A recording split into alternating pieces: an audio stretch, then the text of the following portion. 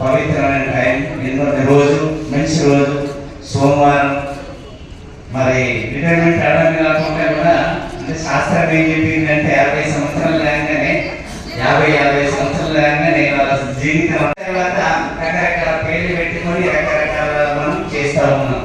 అంటే పోటీ విద్యలు చేసిన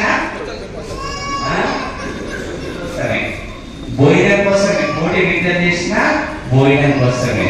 దీంట్లో మనం భగవంతుడు మంచి అమూల్యమైన జన్మ ఇచ్చి పంపించింది కాబట్టి మనం అంటే ఏం తీసుకపోవాలి అక్కడ అడుగుతాడు పరమాత్ముడు, నువ్వేం తెచ్చినావు ఈ సృష్టిలో, నువ్వు ఏం తెచ్చినావు అడుగుతాడు. అప్పుడు ఈ సమాధానం నువ్వు ఏం చెప్పాలా అంటే నేను పోషించి సత్యధర్మాన్ని నడిపించి నేను అమూల్యమైన ధనం తీసుకొస్తున్నా అని చెప్పడం మనం కర్తవ్యం. ఎందుకంటే ధర్మం గురించి విచారం చేయాలి, ధర్మం గురించి నడవాలి.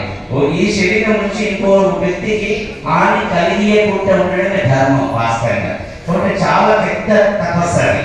ఏదో ఉపవాసం ఉండి ఏదో పెద్ద విద్య నేర్చుకొని సంస్కారం లేకపోతే